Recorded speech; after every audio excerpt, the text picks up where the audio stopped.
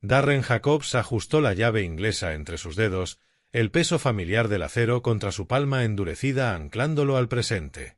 Bajo el chasis de un Mustang del año 1969, el hormigón manchado de aceite se clavaba en su espalda mientras aflojaba un perno.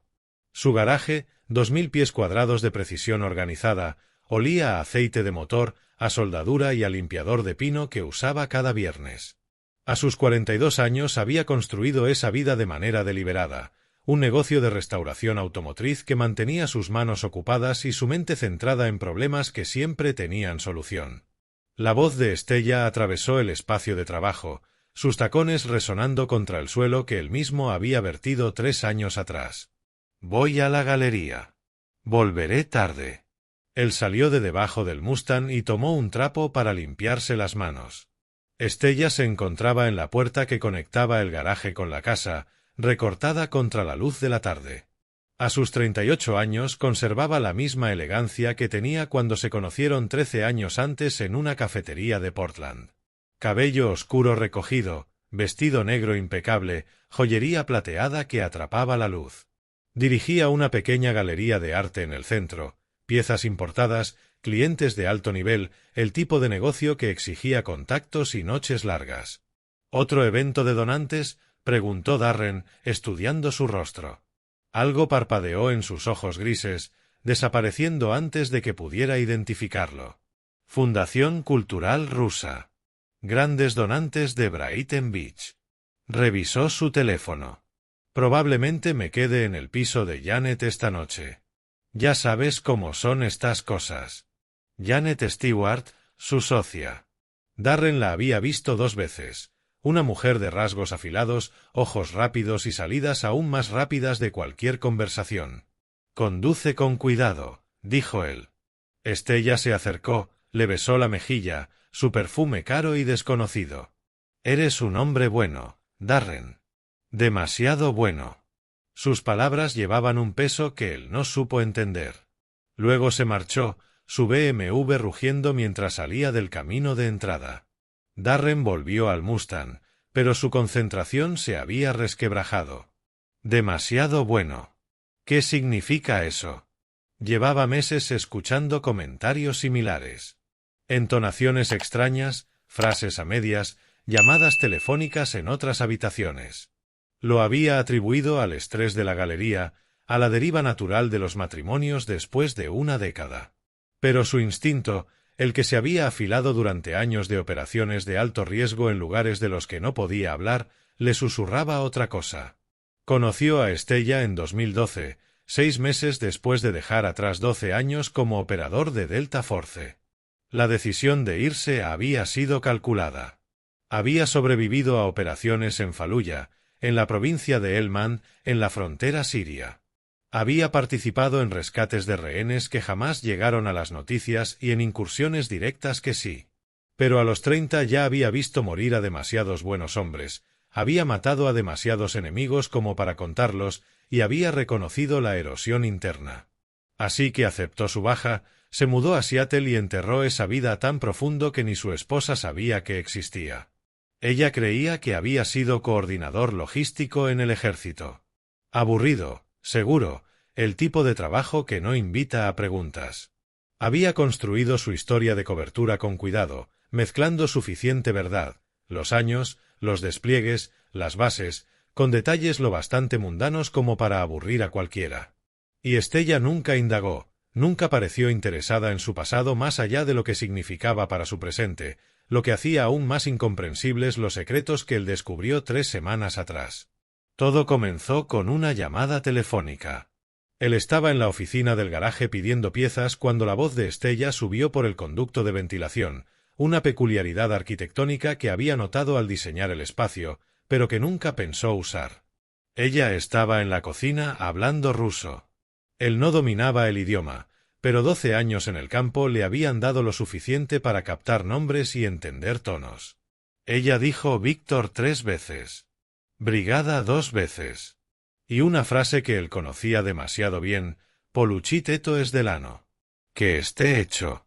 Darren pasó la siguiente semana reuniendo información con la paciencia que había aprendido siguiendo a comandantes talibanes por pasos montañosos. El apellido de soltera de Estella era Riddle, bastante común. Pero el apellido de soltera de su madre era Bulov. Su tío, Víctor Bulov, había emigrado de Moscú en 1998, cambiado su apellido a Riddle y montado un negocio de importación en Brooklyn que apenas ocultaba su verdadero imperio, un brigadier de la Brava con conexiones a la Hermandad de los Alb. El contacto que la NSA aún le debía a Darren de sus días en Delta, Wesley Austin, ahora jefe de una consultoría de seguridad en DC, obtuvo los archivos. Víctor Riddle comandaba una brigada de 23 hombres, especialistas en todo, desde extorsión hasta asesinatos por contrato.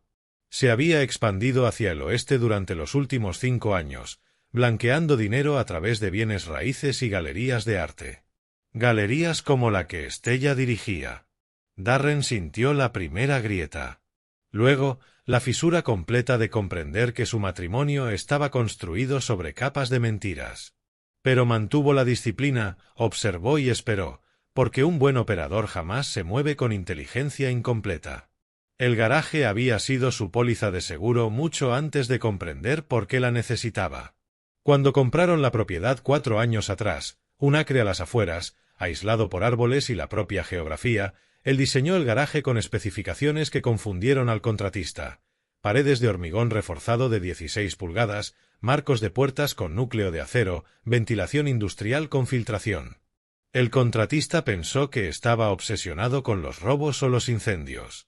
En realidad, Darren estaba construyendo una killbox, el tipo que había aprendido en los centros de entrenamiento de Fort Bragg, por si alguna vez su pasado venía a buscarlo.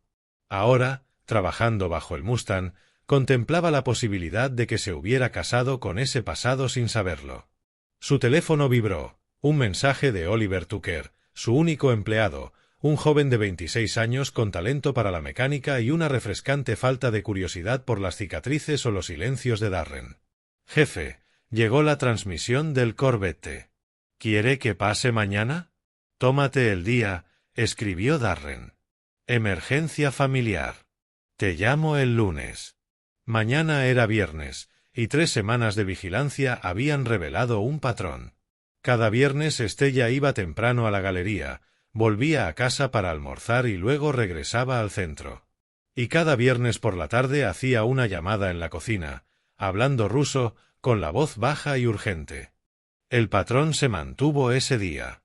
Estuvo en casa de 11 a 1, hizo la llamada a las 12:30 mientras él supuestamente estaba comprando suministros. En realidad, estaba en el ático del garaje, otra característica secreta, accesible por un panel oculto, escuchando a través del sistema de ventilación mientras ella hablaba con Víctor. Esta vez captó más palabras. Garaje mañana Viver Vivor. Y luego la frase que le heló la sangre, Onen Eznaet. Él no sabe. Después ella se marchó a la galería y le dijo que volvería tarde, quizás se quedara en el centro. Construyendo su coartada. Darren salió de debajo del Mustang y caminó hacia la pared del fondo del garaje. Presionó un punto en el hormigón y una sección se abrió. Una de 6 compartimentos ocultos que había construido. Dentro, una Glock 19, un supresor, 4 cargadores y un cuchillo que había llevado en Rumanía. Revisó el arma, la cargó y la colocó en el cajón del banco de trabajo, al alcance. Luego caminó hacia la puerta principal del garaje, lo bastante grande para que entraran camiones, y examinó el sistema reforzado de rieles. Por fuera parecía normal. Por dentro, las cerraduras secundarias, las barras de acero listas para caer y sellarlo igual que una caja fuerte.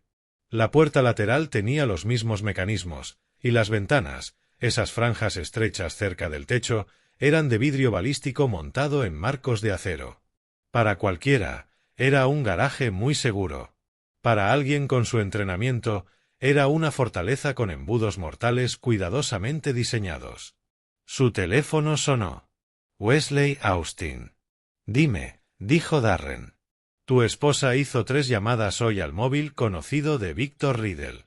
La voz de Wesley era plana, profesional. Habían operado juntos en Irak, compartido un UMB durante el mes más sangriento de Faluya. La inteligencia de señales detectó ruso, pero las palabras clave que saltaron fueron eliminación, activo y luto. Darren, si esto es lo que creo, necesitas extracción.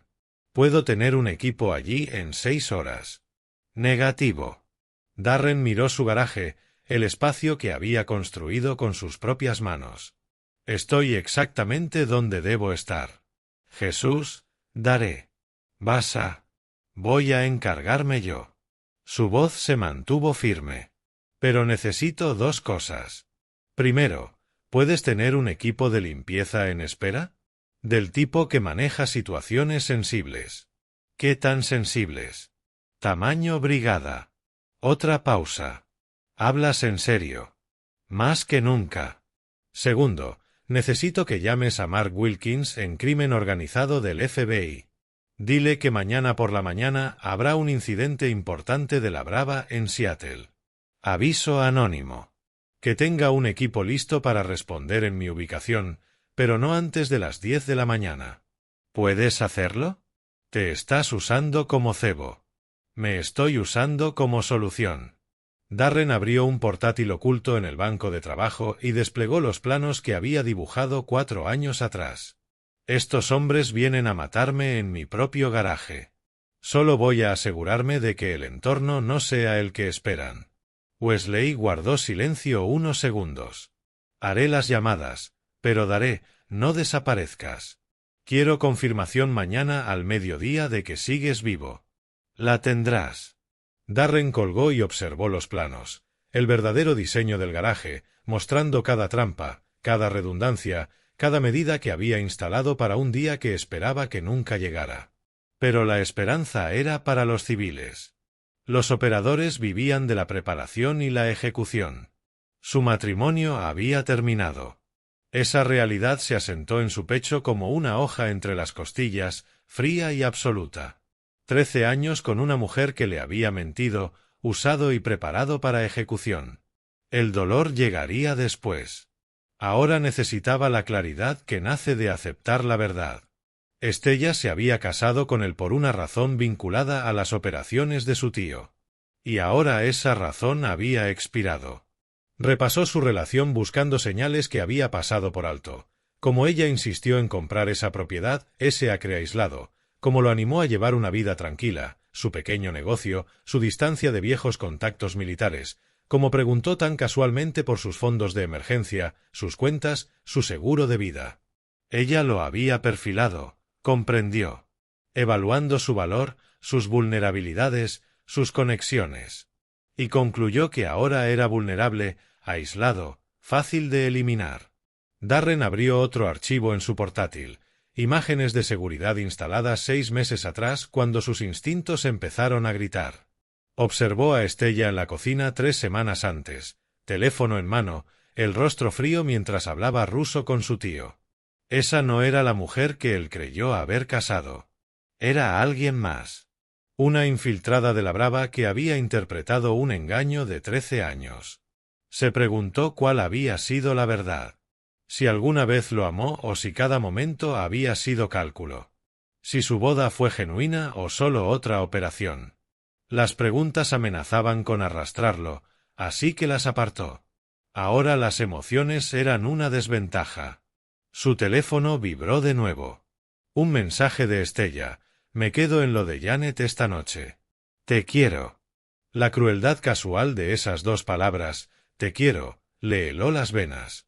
Ella le decía que lo amaba mientras coordinaba su asesinato. Darren borró el mensaje sin responder y sacó otro teléfono, un móvil de emergencia. Tenía llamadas que hacer, preparativos que cerrar. Mañana por la mañana, toda la brigada de Victor Riddle entraría en ese garaje esperando una ejecución sencilla. Lo que encontrarían sería una demostración de por qué los operadores de Delta Force nunca se retiraban del todo. Solo esperaban a que el mundo cometiera el error de subestimarlos.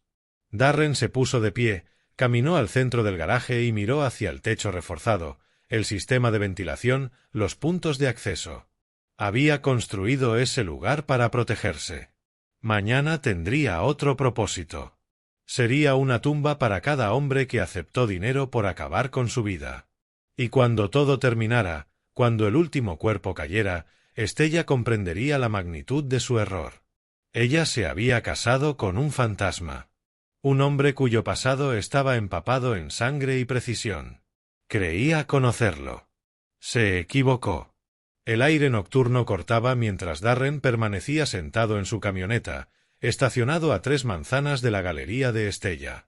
El teléfono de emergencia presionado contra su oreja mientras marcaba un número que había memorizado pero jamás usado. Sonó 2 veces antes de que una mujer contestara. Sí, Josephine. Soy Darren Jacobs. Necesito hablar con Sane. Silencio, luego un espera. Sane Valentine había sido su sargento de equipo en Delta, el hombre que lo sacó de una emboscada en Mosul para luego invitarle una cerveza como si nada. Mantuvieron contacto esporádico tras la salida de Darren, mensajes de cumpleaños, tarjetas navideñas, lo suficiente para conservar el lazo sin invitar preguntas. Sane se retiró 2 años después y abrió una consultora de seguridad que entrenaba escoltas y equipos de protección ejecutiva. Daré. La voz de Sane era ronca, marcada por el bourbon. Es casi medianoche.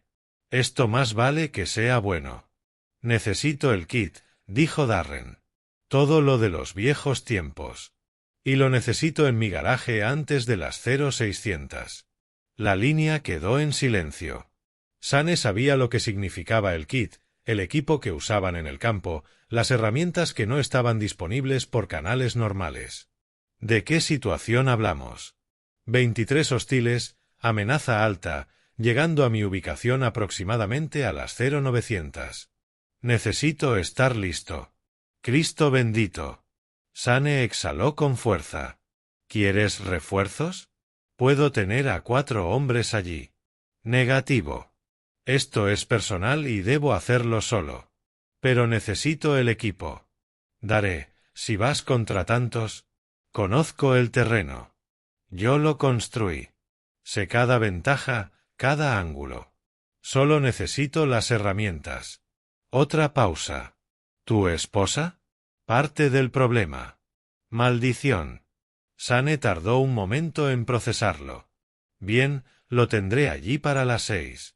Todo, cargas de apertura, granadas aturdidoras, el buen chaleco, visión nocturna si la quieres. Pero Daré, me llamas cuando termine. Quiero confirmación. La tendrás. Y si no salgo, entonces Wesley Austin tiene instrucciones. Darren observaba la galería de Estella a través del parabrisas. Luces encendidas en la oficina del 2º piso. Sombras moviéndose. Pero voy a salir. Estos hombres entrarán en un killbox preparado. Yo solo soy el que aprieta el gatillo. Sane rió, oscuro y sabiendo demasiado. Siempre fuiste el operador más aterrador que conocí. Callado, pero aterrador. Bien, hermano. 6 de la mañana. Y Daré, hazlos pagar. Ese es el plan. Darren colgó y siguió observando la galería. A las 12:47, las luces se apagaron. A la 1:03, Estella salió con Janet Stewart. Ambas riendo por algo mientras subían a coches separados. Estella condujo hacia el centro, hacia el piso de Janet, consolidando su coartada. Darren la siguió a distancia, confirmando que efectivamente iba a ese lugar. Ella aparcó en el garaje, tomó el ascensor. Él esperó 30 minutos, observando las ventanas. Luces encendidas en el 8º piso, sombras de 2 mujeres moviéndose, acomodándose. Así que Estella estaba comprometida con su historia. Pasaría la noche en la ciudad, probablemente recibiendo llamadas de Víctor sobre la operación, quizá incluso celebrando por adelantado. Se despertaría esperando la noticia de la muerte de su esposo. Luego interpretaría a la viuda desconsolada, cobraría la recompensa prometida y seguiría con su vida. Excepto que nada de eso ocurriría. Darren volvió a su propiedad, entró al garaje y comenzó las preparaciones finales. Trabajó con método, revisando cada sistema, cada trampa, cada contingencia que había construido en la estructura. El garaje era su obra maestra, una posición defensiva disfrazada de taller. Ahora sería su terreno de prueba. A las 3 de la mañana se tomó un descanso, preparó café y revisó en la oficina la inteligencia que Wesley había enviado. La brigada de Victor Riddle estaba compuesta por 23 hombres, todos con experiencia militar o criminal. 6 habían servido en el ejército ruso, 3 en los Spetsnaz. El resto eran soldados callejeros curtidos en las guerras de pandillas de Brighton Beach. Eran competentes, experimentados y totalmente incapaces de anticipar lo que él había construido. El plan era elegante en su simplicidad. Víctor enviaría a sus hombres al garaje con el pretexto de una ejecución sencilla. Matar a Darren Jacobs, deshacerse del cuerpo, tomar cualquier objeto de valor y desaparecer. Esperarían a un civil, quizá alguien con entrenamiento básico, pero nada que no pudieran manejar con fuerza abrumadora. Lo que encontrarían sería una matanza cuidadosamente diseñada. A las 6 de la mañana, Sane Valentine llegó en una furgoneta sin distintivos, apagó el motor y bajó con 2 enormes bolsas tácticas. Se veía igual que Darren lo recordaba, 62 años, 100 kilos, el porte de alguien que había pasado décadas listo para el combate. Sus ojos recorrieron la propiedad con evaluación profesional antes de centrarse en Darren. «Vaya lugar que tienes», dijo Sane, entregando las bolsas. «Remoto, buena línea de visión, un solo camino de acceso. Llevas tiempo planeando esto». «No esto en concreto». Darren tomó las bolsas, sintiendo su peso. «Pero sí he estado planeando». Sane miró el garaje. «¿Puedo ver la configuración?» Entraron y Darren le mostró el diseño, las paredes reforzadas, las zonas de muerte, los puntos de entrada, las posiciones. Sane recorrió el espacio despacio, con profesionalidad, asintiendo ante detalles que solo alguien con su entrenamiento reconocería. «Has construido un embudo», dijo al fin. «Entran por la puerta principal y quedan recortados contra la luz del día sin cobertura. La lateral igual. Las ventanas están demasiado altas para entrar. Y una vez dentro». Observó las líneas de tiro, las posiciones, los campos de fuego superpuestos. «Es una botella sin salida. Esa es la idea. ¿Cuántos esperas por la puerta principal?» «La mayoría. Víctor enviará primero un explorador, quizá 2. Informarán que todo está despejado. Luego el grupo principal, quizá 15, 20. Dejará a algunos fuera como seguridad». Sane asintió. «¿Y vas a dejarlos entrar a todos?» «A cada uno. Luego sello las puertas y termino el trabajo». «Jesús». Sane lo miró con una mezcla de respeto y preocupación. «Te has convertido en algo más, Daré. Algo que no sé si reconozco». «Vienen a matarme en mi casa», respondió Darren, en voz baja. «Ellos eligieron esto. Yo solo respondo como corresponde». «¿Vas a encargarte también de ella?» «No del mismo modo, pero pagará». Darren lo miró directo. «Todos los involucrados pagarán». Sane lo estudió un momento, luego asintió. «Bien, debo volver antes de que Josephine sospeche. Pero Daré, recuerda lo básico. Controla la respiración. Elige tus objetivos. Muévete con propósito. Tienes las habilidades. Tienes el terreno. Ellos no tienen ninguna posibilidad». «Lo sé». Caminaron hacia afuera. Sane subió a la furgoneta y antes de arrancar añadió, «Una cosa más. Cuando esto termine tendrás que vivir con ello. 23 hombres, por muy justificado que sea, es un peso enorme. ¿Seguro que lo quieres?» Darren pensó en la voz de Estella al teléfono, fría, calculadora, organizando su muerte. Pensó en los hombres de Victor Riddle, profesionales que mataban por dinero y que habían aceptado el contrato de su asesinato. Pensó en la alternativa, huir, esconderse, vivir con miedo para siempre. «Estoy seguro», dijo. Sane asintió, arrancó y se marchó. Darren observó hasta que las luces traseras desaparecieron, luego volvió al garaje y abrió las bolsas. Dentro estaba todo lo necesario: chaleco, granadas aturdidoras, cargas, munición extra, equipo táctico que no tocaba desde hacía años. Lo extendió, revisó pieza por pieza, sintió cómo regresaba la memoria muscular mientras cargaba los cargadores y probaba el equipo. A las 7:30, su teléfono normal vibró. Estella llamaba desde el piso de Janet. Él dejó que fuera al buzón de voz, luego escuchó su mensaje. Cariño, solo quería desearte buenos días. Probablemente esté en casa sobre las 2 o las 3. Te quiero. 3 horas después de la hora prevista para la llegada del Escuadrón de la Muerte. Había planeado su regreso con cuidado, dándoles a los hombres de Víctor tiempo para completar el trabajo y limpiar. Ella entraría por la puerta, descubriría que su marido había desaparecido y llamaría a la policía con un pánico perfectamente fingido. Excepto que a las 3 de la tarde se encontraría con una escena muy distinta. Darren borró el mensaje de voz y se preparó mentalmente para lo que venía. Ya había matado antes, muchas veces, pero siempre como parte de una unidad, siempre con la sanción de una autoridad, siempre en contexto de guerra. Esto era distinto. Esto eran 23 hombres que habían decidido asesinarlo por dinero, y él había decidido destruirlos por completo. Algunos lo llamarían venganza.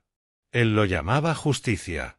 A las 8:15 de la mañana, Wesley Austin envió un mensaje de texto. El equipo del FBI está informado y en espera. Se pondrán en marcha a tu señal. El equipo de limpieza también está desplegado. Tienes luz verde para todo lo que está a punto de suceder. Mantente con vida.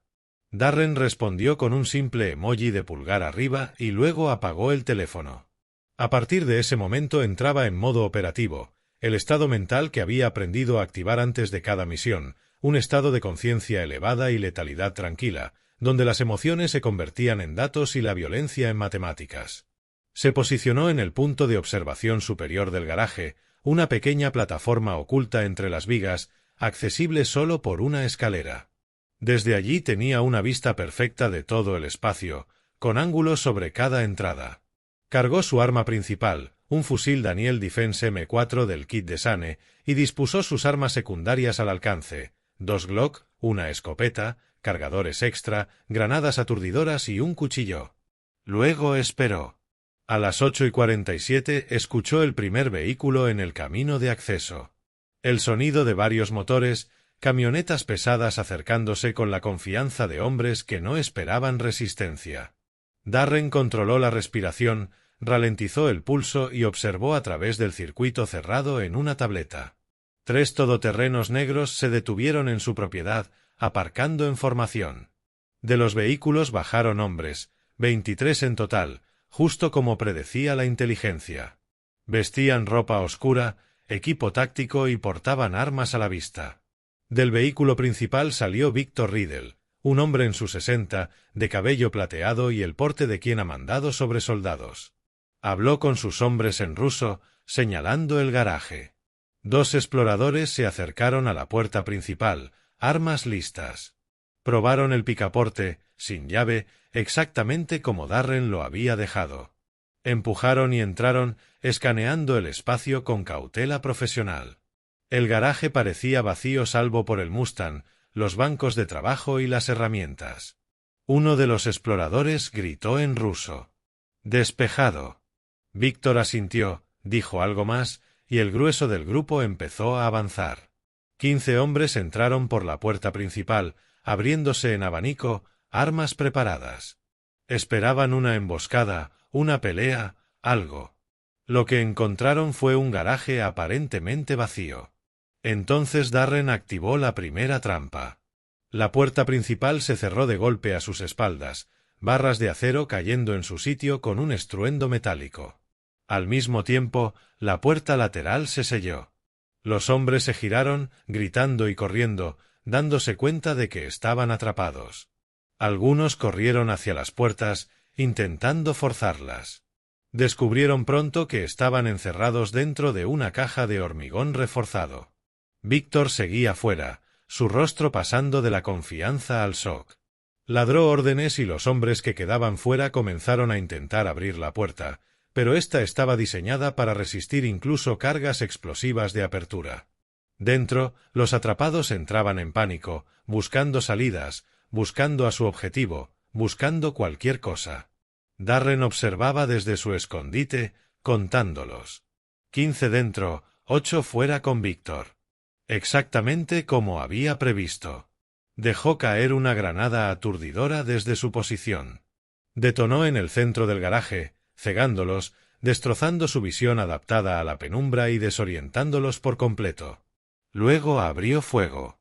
Los primeros 3 hombres cayeron antes de entender de dónde venían los disparos. Los demás intentaron dispersarse, buscar cobertura, pero Darren había diseñado el espacio precisamente para eliminar cualquier cobertura. Cada banco de trabajo, cada vehículo, cada posible escudo estaba colocado para crear corredores de fuego abiertos desde su posición elevada. Se movía con método, seleccionando objetivos con la precisión que solo dan años de entrenamiento. Disparos a la cabeza, al centro de masa, doble tap.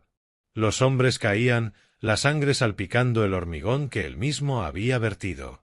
Algunos respondieron al fuego, pero disparaban a ciegas, sus balas rebotando en las paredes reforzadas.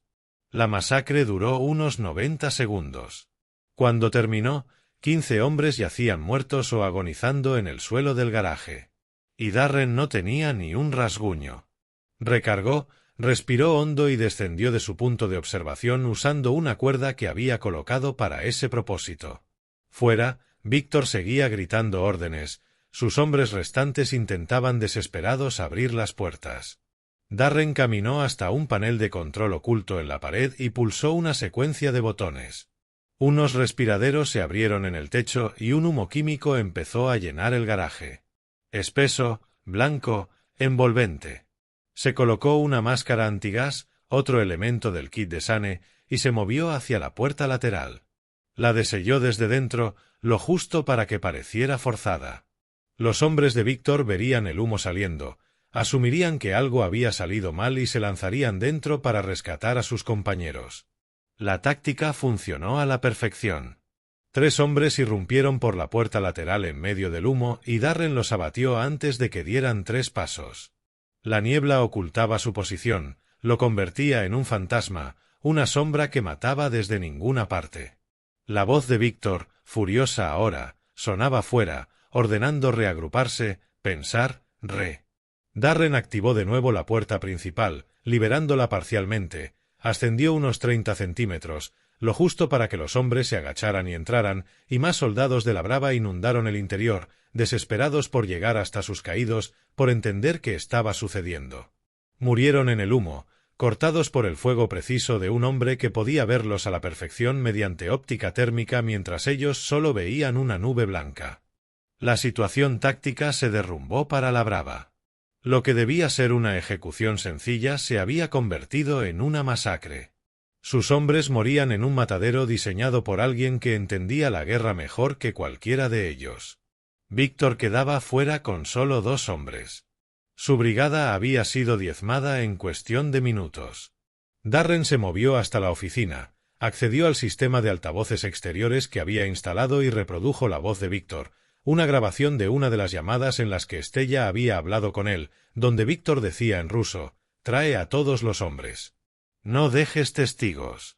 El rostro de Víctor, a través de la cámara de seguridad, mostró el momento exacto en que comprendió lo que había pasado. El marido de su sobrina no era un civil. Era algo completamente distinto, algo que acababa de destruir a 21 de sus mejores hombres en un garaje construido específicamente para ese propósito. Los 2 soldados restantes rompieron filas y corrieron hacia los vehículos. Darren salió por la puerta lateral, fusil en alto, y los abatió antes de que avanzaran 10 pasos. Luego caminó hacia Víctor, que estaba inmóvil junto a su todoterreno, la mano moviéndose hacia un arma. «No», dijo Darren en voz baja. «Mano sobre el capó». Víctor obedeció, el rostro ceniciento de puro shock. «¿Quién eres?» «Alguien a quien tu sobrina cometió el error de subestimar». Darren mantuvo el fusil apuntando al centro de masa del hombre mayor.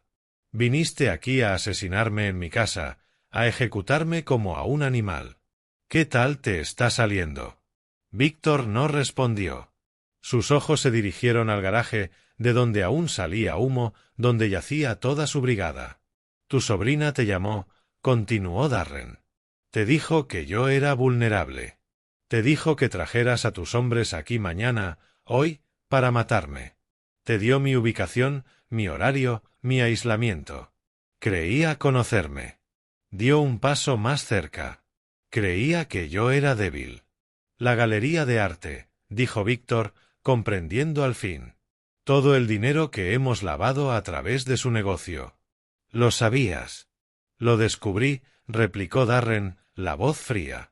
Hace 3 semanas. Y desde entonces he estado esperándote. Víctor lo miró con algo parecido al respeto. Eras militar. Fuerzas especiales. Delta Force. 12 años. Darren se movió alrededor del todoterreno sin desviar el arma. Lo mantuve en secreto frente a ella, frente a todos. Pensé que si dejaba atrás esa vida, si era normal, aburrido, mecánico, mantendría la violencia lejos. Resulta que me casé con la violencia sin saberlo. La mandíbula de Estella se tensaría al oírlo, pero ella no estaba allí. Víctor asintió lentamente. Ella te utilizó. Usó el matrimonio para incrustarse, para generar confianza. Y cuando necesitamos limpiar operaciones, eliminar a cualquiera que pudiera saber demasiado. Me convertí en un objetivo, completó Darren. Asintió. Excepto que tu información era errónea. Yo no era vulnerable. No estaba aislado. Soy exactamente lo que siempre he sido, un arma, esperando que alguien cometa el error de apuntársela a sí mismo. Las sirenas se escucharon a lo lejos, acercándose. El equipo del FBI que Mark Wilkins había reunido, respondiendo al aviso de Wesley sobre un gran incidente de la Brava. Sincronización perfecta. ¿Qué pasa ahora?, preguntó Víctor. Ahora vas a prisión, dijo Darren. Tú, tus operaciones y, sobre todo, Estella, porque he grabado cada llamada, documentado cada conexión y me aseguraré de que todos los implicados paguen por esto. Los hombros de Víctor se hundieron. Su imperio, construido durante décadas, se derrumbaba a su alrededor. Su brigada estaba muerta. El plan de su sobrina había fracasado de forma catastrófica. Y el hombre al que intentaron matar estaba allí, intacto, habiéndolos destruido con una precisión quirúrgica. Deberías haberme dejado en paz, dijo Darren en voz baja. Había terminado con esa vida. Solo arreglaba coches y trataba de llevar una existencia normal. Pero viniste a mi casa. Trajiste la muerte hasta mi puerta. Así que te recordé lo que pasa cuando aficionados juegan a ser soldados delante de soldados de verdad. Los vehículos del FBI irrumpieron por el camino de acceso, los agentes bajando con armas en alto. Darren dejó el fusil con cuidado en el suelo, levantó las manos y gritó, «Darren Jacobs. Soy el propietario de la vivienda. Acabo de sobrevivir a un intento de asesinato por parte del crimen organizado. La amenaza está neutralizada». De uno de los vehículos bajó Mark Wilkins, un hombre bajo, de ojos agudos y 20 años de experiencia en crimen organizado. Evaluó la escena, los cuerpos, el garaje, a Víctor detenido, a Darren de pie, tranquilo, y comprendió al instante lo que había ocurrido. «Santo cielo», murmuró. «¿Cuántos?» 23 combatientes hostiles, respondió Darren. «Todos vinieron a ejecutarme. Todos muertos o bajo custodia. Tengo documentación, grabaciones y pruebas de una conspiración que implica a la mafia rusa y a mi esposa». Wilkins lo miró con renovado respeto. «Tu esposa montó todo esto. Estella Jacobs, nacida Estella Riddle. Su tío es Víctor Riddle, el hombre al que tenéis detenido. Tengo grabaciones de sus conversaciones, sus planes, todo lo necesario para procesarlos». Las siguientes 4 horas fueron una coreografía caótica de cuerpos forenses, agentes y contratistas gestionando la escena del crimen. El equipo de limpieza de Wesley llegó, especialistas en situaciones delicadas, y comenzó a coordinarse con el FBI. Sane Valentine apareció, aportando verificación del pasado de Darren y su justificación para poseer equipamiento de grado militar. Para las 2 de la tarde, la escena estaba controlada. Los cuerpos se retiraban, las pruebas se catalogaban, y Darren estaba sentado en su cocina dando declaración a Wilkins y a otros 2 agentes federales. Les explicó todo. Cómo descubrió las conexiones de Estella, la vigilancia, las grabaciones, la preparación, el ataque. Este es el caso de defensa propia más elaborado que he visto en mi vida, comentó uno de los agentes, negando con la cabeza. Construiste una fortaleza específicamente diseñada para matar a múltiples atacantes. Construí un garaje seguro hace 4 años, corrigió Darren. No tenía idea de que me había casado con la brava. Pero cuando descubrí la amenaza, usé los recursos que tenía. Todo lo que hice fue defensa propia legal contra una conspiración de asesinato organizada. Wilkins lo estudió. Fuiste Delta Force. Eso es confidencial. Ya no. Sane Valentine lo confirmó. Y, siendo sinceros, es lo único que tiene sentido. 23 hombres armados, todos muertos o capturados, y tú sin un rasguño. Wilkins se reclinó. Eres un arma, señor Jacobs. Un arma muy precisa, muy mortal. Soy un mecánico de coches, dijo Darren, que sobrevivió a un intento de asesinato. Eres las 2 cosas, replicó Wilkins, cerrando su cuaderno. Pero aquí está la buena noticia. Todo lo que hiciste parece defensa propia legal. Tienes grabaciones de la conspiración, pruebas de intención y casi 2 docenas de hombres armados que entraron a tu propiedad para matarte. Ningún fiscal del país te acusaría. Y Víctor Riddle va a pasar el resto de su vida en prisión federal en cuanto lo conectemos con 2 décadas de crimen organizado. ¿Y mi esposa? La detuvimos hace 1 hora. Está acusada como cómplice en intento de asesinato, conspiración y una quincena de delitos relacionados con el blanqueo en la galería. Wilkins observó el rostro de Darren. No supo que había sobrevivido hasta que entramos en el piso de Janet Stewart. La cara que se le quedó. Llevo 20 años en esto y nunca había visto a alguien darse cuenta tan de golpe de que todo su plan había fracasado. Darren no sintió nada. El dolor vendría después. Lo sabía, el duelo, la rabia, la pérdida. Pero en ese momento solo existía la satisfacción de haber sobrevivido, de haber vencido a enemigos que lo subestimaron por completo. ¿Puedo verla?, preguntó. Wilkins lo meditó. Va contra el protocolo, pero dadas las circunstancias... Sí, está retenida en el centro. Podemos organizar una visita mañana si quieres. Quiero. Para las 6 de la tarde, el último vehículo policial había salido de su propiedad. Darren se quedó en su garaje, ahora vacío salvo por el Mustang y las manchas de sangre que le llevaría semanas limpiar. El espacio olía a muerte y a pólvora, un olor familiar de sus días en Delta, un recordatorio de que la violencia a veces era la única respuesta a la violencia. Llamó a Wesley. Estoy vivo. Gracias a Dios, suspiró Wesley con fuerza. He estado viendo las noticias. Lo llaman un gran incidente de crimen organizado. 23 muertos, 1 detenido. Una conspiración masiva de la brava descubierta. Has dejado un mensaje claro, Daré. Dejé el único mensaje posible. ¿Y tu esposa, bajo custodia? La veré mañana. Darren salió del garaje y respiró el aire frío. Gracias por el apoyo, Wes. Sin ti no lo habría logrado. Te salvaste tú solo, hermano. Yo solo hice un par de llamadas. Wesley hizo una pausa. ¿Qué pasa ahora? Ahora reconstruyo, respondió Darren. Entierro este matrimonio. Sigo adelante e intento recordar cómo se siente una vida normal. ¿Seguro que eso es posible? ¿Después de hoy? Darren miró su propiedad, la casa que había construido, la vida que había intentado crear. No. Pero voy a intentarlo de todos modos. Colgó, volvió al garaje y empezó el largo proceso de limpieza. Los cuerpos se habían ido, pero la evidencia de la batalla seguía allí. Orificios de bala, sangre, el olor de la muerte. Algún día lo arreglaría. Dejaría ese espacio impecable, igual que restauraba coches, con paciencia, precisión y cuidado.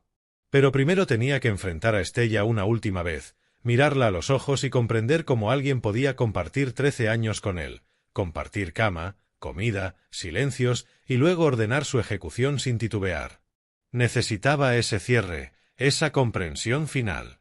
Mañana traerá respuestas. Esta noche había sobrevivido, y a veces sobrevivir era suficiente victoria. La oficina del FBI en Seattle olía a café rancio e iluminación fluorescente. Darren estaba sentado en una sala de entrevistas a la mañana siguiente, las manos entrelazadas sobre la mesa metálica, esperando. Mark Wilkins había organizado ese encuentro a regañadientes, entendiendo que Darren necesitaba esa conversación para cerrar el capítulo de su matrimonio. La puerta se abrió. Estella entró esposada, flanqueada por 2 agentes federales. Llevaba el mono naranja de la cárcel del condado en vez de sus habituales prendas de diseñador. El pelo recogido sin esmero, el rostro desnudo, sin maquillaje. Al verlo, su expresión pasó por la sorpresa, el miedo y, finalmente, algo frío y calculador. Los agentes la sentaron frente a él y se apartaron a las paredes. Wilkins se quedó en la esquina, observando. Habían permitido la reunión con la condición de que él estuviera presente. «Hola, Estella», dijo Darren en voz baja. Ella lo miró, procesando el hecho de que estaba vivo, ileso, sentado frente a ella con el control total de la situación. «¿Cómo?», susurró. «¿Cómo sobreviviste a 23 hombres armados enviados a matarte?» Darren se recostó en la silla. «¿Eso es lo que quieres saber? No porque nunca te conté la verdad sobre mi pasado, no cómo me siento respecto a que mi esposa haya organizado mi ejecución. ¿Solo cómo sobreviví? Tú no eres mecánico». Su voz se endureció. «Nunca lo fuiste. Lo soy ahora. Pero antes fui operador de Delta Force. 12 años, múltiples despliegues, más misiones de combate de las que puedo recordar. Deberías haber visto tu cara», pensó. Lo mantuve en secreto porque quería dejar esa vida atrás. Pensaba que ser normal, aburrido, un simple mecánico, mantendría la violencia a raya. Resulta que me casé con la violencia sin saberlo. La mandíbula de Estella se tensó. Víctor dijo que eras vulnerable. Dijo que estabas aislado, que sería fácil eliminarte. Él estaba equivocado. La voz de Darren se mantuvo plana, sin emoción. Nunca fui vulnerable. Construí ese garaje específicamente como posición defensiva. Nunca confié tanto en el mundo como para bajar la guardia del todo. Y cuando descubrí lo que eras tú, lo que habías hecho, me preparé. ¿Cuánto tiempo lo sabías? 3 semanas. Te escuché al teléfono hablando ruso con Víctor. Hice mi propia investigación, saqué tus archivos, entendí todo. La galería, el blanqueo, las operaciones de tu tío. Te casaste conmigo como parte de una operación a largo plazo, ¿verdad? Para establecer legitimidad, para construir una fachada, para tener un marido civil que nunca hiciera preguntas. Estella no dijo nada, lo cual era respuesta suficiente. ¿Cuál era el plan?, preguntó Darren. ¿Cómo se suponía que funcionaba? Víctor me elimina. Tú haces de viuda desconsolada, cobras el seguro de vida y lo que haya en mis cuentas y luego, ¿qué? ¿Te vas a otra ciudad y buscas otra presa? No fue así, replicó, pero su voz carecía de fuerza. Entonces, ¿cómo fue? Darren se inclinó hacia adelante. Explícamelo, Estella. Haz que entienda cómo alguien comparte 13 años conmigo, duerme a mi lado, me dice que me quiere y luego organiza que su tío mande un escuadrón de la muerte para asesinarme en mi propio garaje. Ella apartó la mirada. No entiendes el mundo del que vengo. La brava no es algo que dejas. Es familia, sangre, obligación. Cuando Víctor necesitó frentes legítimos para sus operaciones, yo se los di. Cuando necesitó gente de confianza, yo creé relaciones. Así funciona. ¿Alguna vez me amaste? La pregunta salió más dura de lo que pretendía. Aunque fuera una vez, brevemente, ¿hubo algo real? Estella lo miró y, por un instante, él vio algo genuino en sus ojos. Arrepentimiento, quizá, o la sombra de lo que pudo haber sido. Al principio, no. Eras un objetivo, una marca, alguien conveniente. Es militar, estable, aburrido, perfecto para lo que necesitábamos. Pero con los años, su voz se apagó. A veces olvidaba lo que estaba haciendo. A veces parecía real. Pero no lo bastante real como para impedirte ordenar mi ejecución, apuntó él. Víctor lo exigió, alzó la voz. Dijo que estabas haciendo demasiadas preguntas, que te habías convertido en un riesgo. Dijo que si no cooperaba, también me mataría a mí. No tenía elección. Todo el mundo tiene elección. Darren se levantó y recorrió la pequeña sala. Podías haberme advertido. Podías haberme dicho la verdad. Podías haber pedido ayuda. En cambio, cogiste el teléfono y le dijiste a tu tío que trajera a su brigada a mi garaje para ejecutarme. Pensé que solo eras un mecánico, la compostura de Estella se resquebrajó. Pensé que eras aburrido, seguro, fácil de manejar. Nunca supe que eras, hizo un gesto con la barbilla, señalándolo. Esto. Alguien capaz de matar a 23 hombres sin despeinarse. Soy exactamente quien he sido siempre, dijo Darren con frialdad. Tú simplemente nunca te molestaste en conocerme de verdad. Viste lo que querías ver, una presa, un objetivo, un hombre al que podías usar y desechar. Ese fue tu error. El silencio llenó la sala. Wilkins se movió contra la pared, observándolos a ambos. ¿Qué pasa ahora?, preguntó al fin Estella. Ahora vas a prisión, respondió Darren. Víctor ya está colaborando, delatando a todo el mundo en su red para reducir su condena. Le ha contado todo al FBI, la galería, el blanqueo, tu papel en reclutarme, todo. Te esperan de 20 a 30 años mínimo. El rostro de Estella palideció. Víctor no haría eso. Ya lo hizo.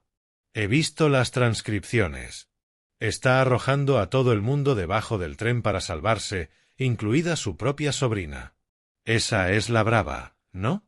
Familia, sangre, obligación, hasta que deja de convenir. Entonces es cada uno por su lado. Estella se desplomó sobre sí misma, aplastada por la realidad.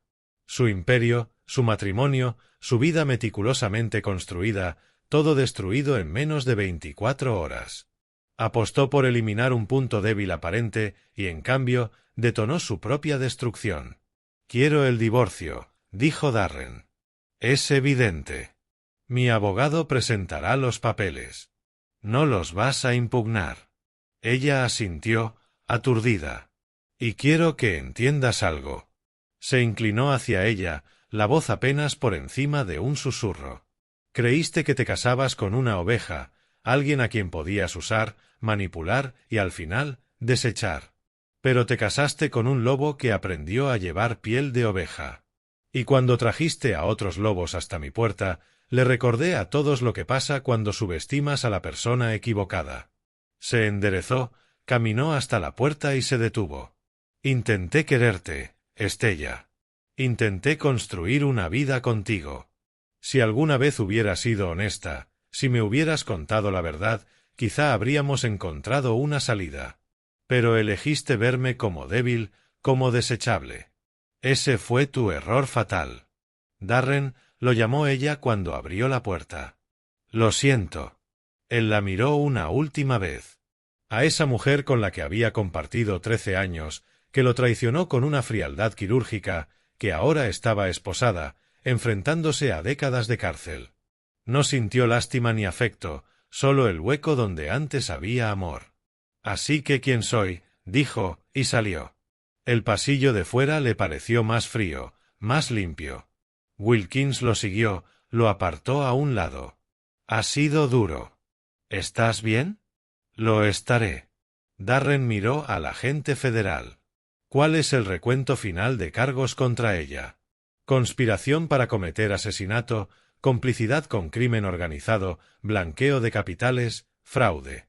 Está mirando a entre 25 y 35 años como mínimo. La colaboración de Víctor va a enterrarla a ella y a todos los demás de su red. Wilkins sacó una carpeta. También encontramos pruebas de que llevaba años robándole a las operaciones de Víctor.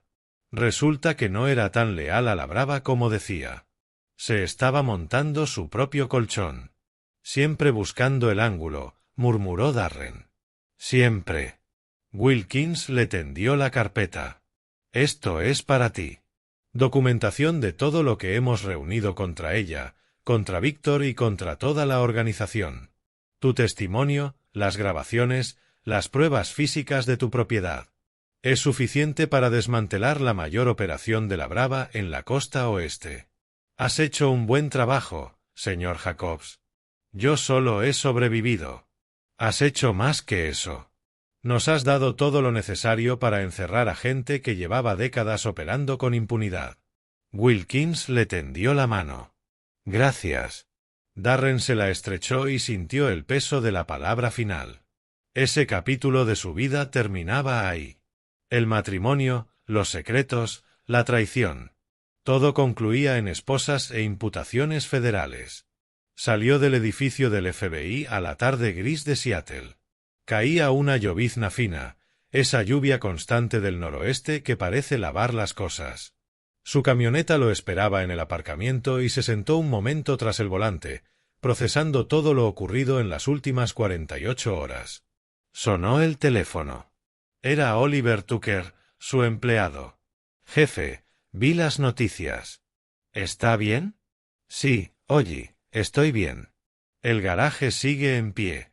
Necesita algunas reparaciones, pero está operativo. Tómate el resto de la semana libre. Te llamaré cuando estemos listos para reabrir. Claro, jefe. Y, oye, me alegro de que esté vivo. Es buena persona. No se merecía nada de esto. Darren sonrió a pesar de todo. Gracias, oye. Nos vemos la semana que viene. Colgó y empezó a conducir, no hacia casa, sino sin rumbo por las calles de Seattle. Pasó frente a la cafetería donde conoció a Estella hacía 13 años, el parque donde habían hecho picnic, el restaurante donde le pidió matrimonio. Todos esos recuerdos parecían falsos ahora, contaminados por la revelación de su verdadera naturaleza. ¿Cuánto de todo aquello había sido real? ¿Cuántos momentos fueron genuinos y cuántos pura manipulación calculada? Nunca lo sabría. Y quizá estaba bien así. Tal vez la cuestión no era entender su psicología o sus motivaciones. Tal vez la cuestión era aceptar que había sobrevivido, que había ganado, que ahora tenía la libertad de reconstruir lo que quisiera a continuación. Cuando por fin regresó a casa, ya era de noche. El garaje se alzaba en silencio, vacío salvo por el Mustang. Tendría que reparar los agujeros de bala, fregar las manchas de sangre, quizá repintar por completo el interior. Pero la estructura seguía intacta. La había construido bien y había cumplido su función. Entró en la casa, se sirvió un bourbon y se sentó en un salón que nunca le había gustado del todo pero que había tolerado por Estella. Mañana empezaría de cero. Presentaría el divorcio, pondría la propiedad en venta, quizás se mudaría a otro lugar, abriría otro taller en otra ciudad, construiría otra vida. Pero esa noche se permitiría saborear la victoria. 23 hombres armados habían venido a matarlo, y él los había destruido del todo. Víctor Riddle estaba detenido, su imperio desmoronándose. Estella se enfrentaba a 30 años de prisión. Y Darren Jacobs, el hombre al que todos habían subestimado, estaba sentado en su salón bebiendo bourbon y planeando su siguiente movimiento. Pensó en Wesley Austin, en Sane Valentine, en Mark Wilkins, en los hombres de su pasado y de su presente que lo habían apoyado cuando importaba. Pensó en Oliver Tucker, un joven mecánico que lo admiraba. Pensó en la vida que había querido, en la paz que había buscado y en la realidad de que a veces la paz exige violencia para ser protegida. Su teléfono vibró. Un mensaje de Sane. Vi las noticias. Tómate un trago a mi salud. Ya lo estoy haciendo, respondió Darren. Te debo una. No me debes nada. Le diste a esos cabrones exactamente lo que merecían. Orgulloso de ti, hermano. Darren sonrió, dejó el teléfono y alzó el vaso hacia la habitación vacía. Por la supervivencia, por la victoria, por la dura verdad de que a veces la oveja resulta ser el lobo y los cazadores se convierten en la presa. La mañana siguiente trajo claridad. Darren contactó con un abogado de divorcios, presentó los papeles y comenzó el proceso legal para disolver su matrimonio. Llamó a una inmobiliaria para vender la propiedad. Llamó a contratistas para reparar el garaje. Y empezó a planear su siguiente etapa, quizá Montana, quizá Colorado, algún lugar remoto donde pudiera trabajar con coches y vivir tranquilo sin mirar constantemente por encima del hombro. Una semana después, lo llamó Mark Wilkins con novedades. El testimonio de Víctor nos ha dado todo. Hemos imputado a 37 personas conectadas a su organización, incautado activos por más de $200 millones y desmantelado la mayor operación de la Brava en la costa oeste. La cooperación de tu esposa ha sido mínima. Sigue intentando salvarse, pero no la necesitamos. Bien, dijo Darren. Hay algo más. El abogado de Víctor intentó negociar usando el argumento de que empleaste fuerza excesiva. Afirmó que podrías haber llamado a la policía, que podrías haber evacuado, que podrías haber manejado la situación de otra forma. El juez se rió en su cara. 23 hombres armados entrando en propiedad privada con intención de matar. No hay jurado en Estados Unidos que no lo llame legítima defensa. Lo agradezco. Una cosa más, Wilkins hizo una pausa. Víctor le dijo algo interesante a su abogado. Dijo que eres el hombre más peligroso que ha encontrado. Dijo que lleva 40 años en la Brava, que ha tratado con soldados, asesinos, matones y que ninguno se acerca a ti. Dijo que convertiste a toda su brigada en fantasmas en menos de 10 minutos. Yo tenía la ventaja, contestó Darren. Conocía el terreno. Tenía preparación. Tenía entrenamiento. Ellos entraron en mi casa pensando que sería un trabajo fácil. Ese fue su error. Aún así, Wilkins sonaba impresionado. Eres un operador de primera, señor Jacobs. Si alguna vez quieres asesorar a cuerpos de seguridad. No, gracias. He terminado con esa vida. Justo. Cuídate. Darren colgó y volvió al trabajo. El garaje había sido limpiado, reparado y restaurado. Vendió el Mustang, demasiados recuerdos. Y comenzó un nuevo proyecto, un Dodge Charger del año 1970 que necesitaba una restauración completa. El trabajo era meditativo, terapéutico, una forma de procesar todo lo ocurrido. Oliver Tucker volvió al taller. No hizo preguntas sobre las noticias ni sobre la presencia del FBI, simplemente ayudó con el Charger, contó historias sobre su novia y sus planes de fin de semana. Vida normal, justo lo que Darren había deseado siempre. 6 meses después, el divorcio se formalizó. Estella no recibió nada. El acuerdo prenupcial que Darren había insistido en firmar antes de casarse protegió sus bienes, y sus condenas penales invalidaron cualquier reclamación sobre la propiedad. La casa se vendió rápido y Darren usó el dinero para comprar 10 acres a las afueras de Missoula, en Montana. Remoto, aislado, bello a su manera dura. Construyó un nuevo garaje, esta vez con menos paranoia, pero con la misma maestría. Contrató ayuda local, incluido un chico llamado Benjamin Marks, que le recordaba a una versión más joven de sí mismo. Callado, hábil, con algo oscuro detrás de los ojos que no quería explicar. Darren no insistió. Todo el mundo tiene secretos. Sane Valentine lo visitó 2 veces, llevó bourbon, contó historias de los días con Delta que los hicieron reír y encogerse al mismo tiempo. Wesley Austin llamaba una vez al mes, para saber de él y actualizarlo sobre los casos derivados de aquel día en Seattle. Victor Riddle había sido condenado a cadena perpetua sin posibilidad de libertad condicional. A Estella le cayeron 32 años. Saldría, si es que salía, con 70 años. Trató de enviarte una carta, mencionó Wesley en una llamada. El personal de prisión la interceptó. ¿Quieres saber qué decía? No, respondió Darren. No quiero. De acuerdo, soltó Wesley una carcajada. ¿Qué tal Montana? Tranquilo. Frío. Justo lo que necesitaba. Un año después del incidente, Darren estaba en su nuevo garaje trabajando en una vieja camioneta Ford cuando Benjamin preguntó: «Jefe, ¿puedo preguntarle algo personal?» «Depende de la pregunta». «Las noticias de Seattle». «Ese tipo eras tú, ¿verdad? El que sobrevivió a la emboscada de la Brava». Darren dejó la llave inglesa y lo miró. «¿Qué te hace pensar eso?» «Hice un tiempo en los Marines, estuve en Afganistán. Reconozco la forma en que se mueve, cómo revisa las habitaciones, cómo nunca se relaja del todo. Siempre está mirando, siempre preparado». Benjamin vaciló. Y reconstruyó este garaje con especificaciones que van mucho más allá de lo que necesita un mecánico normal.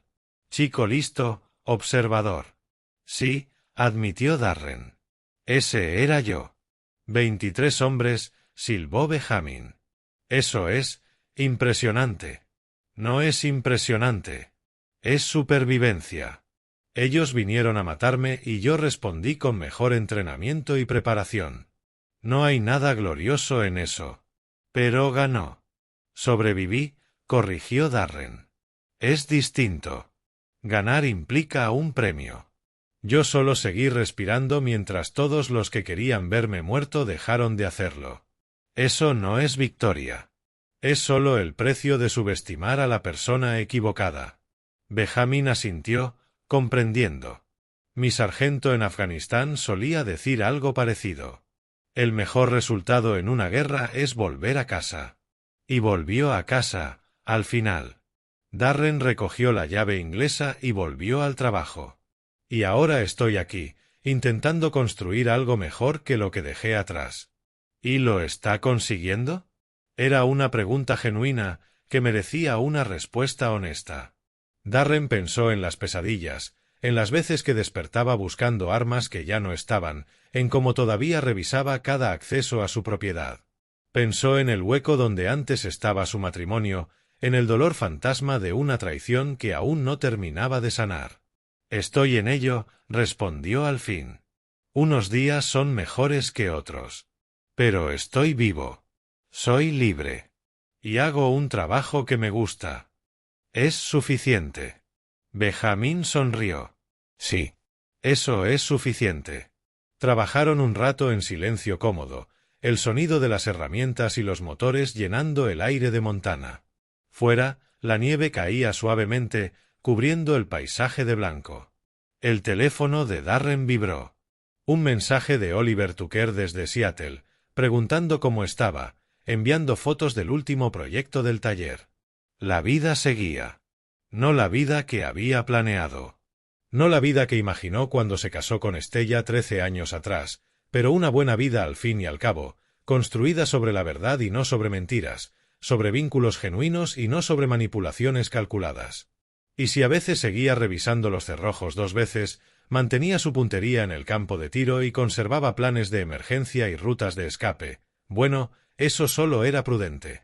Había aprendido por las malas que el mundo podía volverse violento sin aviso, que la gente podía llevar máscaras durante años antes de mostrar su verdadero rostro.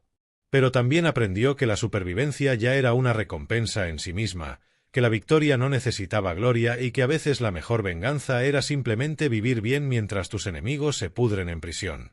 Darren Jacobs, exoperador de Delta Force, superviviente, mecánico de coches, se quedó de pie en su garaje de Montana y sonrió.